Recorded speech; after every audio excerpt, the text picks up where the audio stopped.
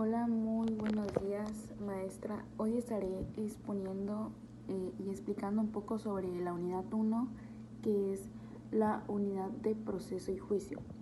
Para comenzar, voy a explicar la unidad fundamental del proceso. Muchos nos preguntamos en qué campo se puede encontrar la unidad fundamental del proceso. En los campos en los que se puede hablar de ella es en lo que es en el académico doctrinal y en el legislativo y el jurisdiccional.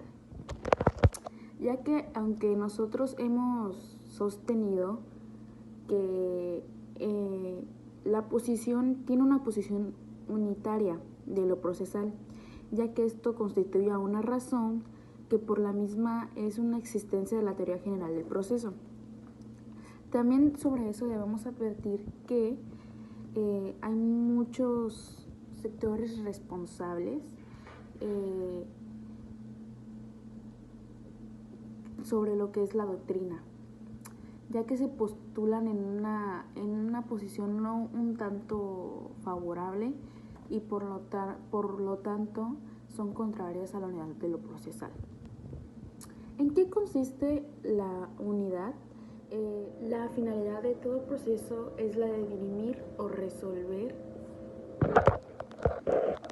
un litigio, y siguiendo con la otra es todo proceso presenta una estructura triangular cuyo vértice superior está en lo que es en el órgano jurisdiccional, y en los inferiores se encuentran las partes de contienda. El siguiente es: todo proceso presupone la existencia de una organización judicial con jerarquía y escalonamientos de autoridad. El siguiente es: todo proceso está judicial con jerarquía y una serie de etapas o secuencias que se disuelven a su largo desde su principio hasta su fin. Como sabemos, también todo proceso tiene un principio general de una impugnación en la cual se postula la necesidad de que las resoluciones del tribunal puedan ser reexaminadas o revisadas, ya que no estén apegadas a derecho, porque son incorrectas, equivocadas o ilegales. Por consiguiente, vamos a entrar al segundo tema de la unidad 1, que es el diversos criterios de clasificación de los procesos. Y para eso vamos a entrar en el análisis de diversos criterios de clasificación del proceso. La primera clasificación es lo que se le llama el proceso civil, mercantil y de familia. La segunda clasificación son los procesos orales y escrito. Y siguiendo con la tercera clasificación, que son los procesos inquisitorial, dispositivo y publicista. Una cuarta clasificación es la de procesos con unidad de vista y preclusivo. La quinta clasificación son los procesos singulares y universales. La sexta es la de procesos instanciales y distanciales. La séptima y última, no por menos importante, acabamos de recalcar eso, que son los procesos de conocimiento y de carácter ejecutivo. Para empezar con lo que es la primera clasificación, que es el proceso civil y mercantil y de familia, y por qué esta clasificación es tripartita. Ok, vamos a hablar del proceso civil, del proceso mercantil y del proceso de familia, que sería una clasificación de los procesos que podemos llamar derecho privado. Estamos conscientes de que recientemente se ha cuestionado el carácter. Pasando a lo que es la segunda clasificación, vamos a hablar sobre el proceso oral y escrito. ¿Cómo puede afirmarse hoy que un proceso es oral o escrito? Esa es una pregunta que sí te deja pensando mucho y con muchas dudas, claramente. Hoy les voy a hablar un poquito también de eso, y pues vamos a empezar, que es el presente. Más que hablarse de procesos orales o de procesos escritos, es un sentido puro de que debe hablarse en tendencias, de tendencias hacia la oralidad y tendencias hacia la escritura. Porque un proceso puramente oral solamente tendrá un sentido al hablar dentro de un enfoque histórico. Es decir, en algunas épocas de la humanidad hubo procesos puramente orales. Bueno, hablaremos de la tercera clasificación, que es el proceso inquisitorial y sus demás consiguientes, ¿no?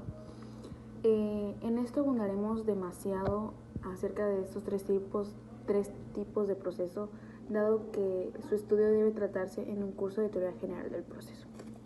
El proceso inquisitorial es aquel que apareció en los regímenes de tipo absolutista, despótico o dictatorial. Estos procesos se caracterizan básicamente por una ruptura de la triangularidad. Seguimos con lo que es la tercera etapa de la clasificación, que es el proceso inquisitorial. Para eso no abundaremos tanto demasiado acerca de esas tres etapas, porque dado a que es un estudio muy largo, puede tratarse de un curso de teoría general del proceso, ¿okay? El proceso inquisitorial es aquel que apareció en los regímenes de tipos absolutistas, despótico o dictatorial. Estos procesos se caracterizan básicamente por una ruptura de la triangularidad o de la relación procesal, puesto que el juzgador se ve investido de amplísimos poderes a tal punto que no solamente los convierte en un sujeto parcial o suprapartes, sino que lo hacen igualmente parte del proceso. Dicho esto, con otras palabras, el proceso inquisitorial, el juzgador es a la vez juez y parte, y el acusado se ve como consecuencia en una posición de inferioridad, respecto del juzgador. Siguiendo con el tema, vamos con la tercera o el tercer tema de la unidad 1, ¿no? Que es lo que son las fases procesales en materia civil.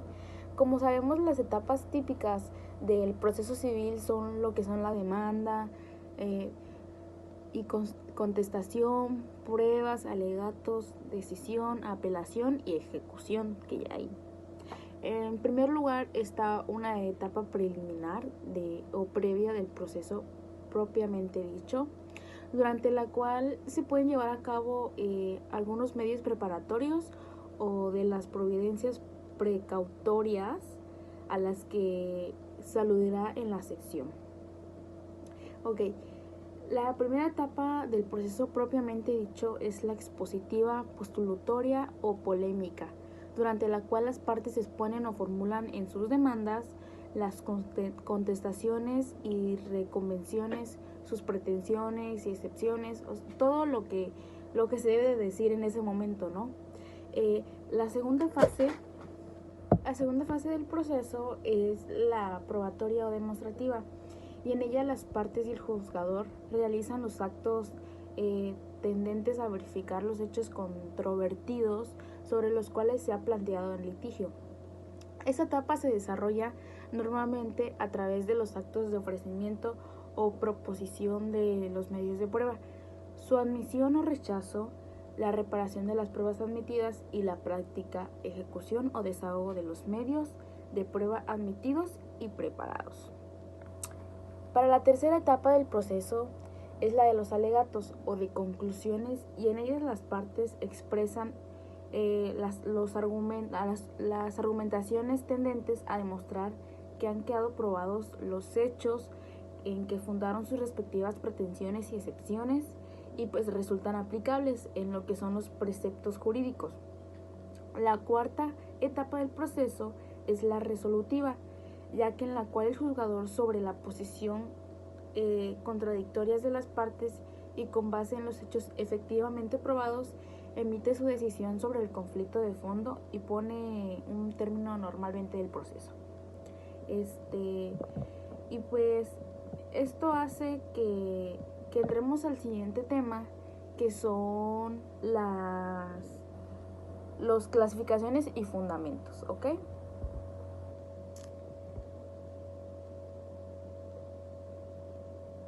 Ok, el fundamento es que el juicio ordinario comienza con la presentación de la demanda, pero pues en ciertos casos igual esta no puede iniciarse, ya que al que había de internarla carece de un antecedente o sin cuyo conocimiento la cuestión podría ser erróneamente planteada, porque sea necesario que se debe constatar de hecho o verificar una prueba evidentemente la que pudiera desaparecer por la acción del tiempo o de la persona que va a ser demandada, que no tienen las suficientes pruebas o los suficientes fundamentos y pues se quiera meter en uno que pues la verdad es que no. También les voy a hablar sobre el siguiente subtema, que son los medios preparatorios del juicio general. Ok, les voy a decir algunos medios preparatorios, no todos porque en sí son muchos, pero les voy a decir unos que se pueden complementar fácil y que son un poquito más importantes, se podría decir, que el primero es pidiendo declaración bajo protesta al que pretenda demandar de aquel contra quienes proponen dirigir la demanda acerca de algún hecho relativo a su personalidad o a la calidad de su posesión o tenencia. El segundo es pidiendo la exhibición de la cosa mueble que haya de ser objeto de la acción real que se trate de entablar. Tercera, pidiendo al legatario o cualquier otro que tenga el derecho de elegir una o más cosas, entre varias la exhibición de ellas. También pidiendo al que se crea heredero o coheredero o legatario la exhibición de un testamento. O al igual pidiendo a un comprador o al vendedor, en el caso de una exhibición, la exhibición de títulos o otros documentos que se refieran al bien vendido, ¿ok? Así que los medios preparatorios del juicio general se refieren a la solicitud de la declaración de la contraparte sobre determinados hechos, la exhibición de ciertos... Ahora vamos a hablar sobre los medios preparatorios del juicio, pero en lo ejecutivo. Ok, en cuanto a la preparación del juicio ejecutivo, los artículos 201 al 204 del Código Procesal del Distrito Federal son los que se ocupan de tal extremo. Debe tenerse en cuenta la regla de que no puede haber un juicio ejecutivo sin título ejecutivo que lo proceda o fundamente. En otras palabras, sin título ejecutivo no hay un juicio ejecutivo. Eso es algo muy importante que debemos recalcar, que pues si no tienes ningún título ejecutivo, pues obviamente no puedes tener un juicio ejecutivo. En la tal virtud que lo que sucede es que a falta del referido título ejecutivo como el documento que trae aparejada ejecución y permite que despache esta la ley. Lo que permite al acreedor que virtualmente fabrique un título al pedir al deudor una confesión judicial bajo protesta de decir verdad. Aunque este reconocimiento es un tanto que debe hacerse ante un órgano jurisdiccional, ¿ok?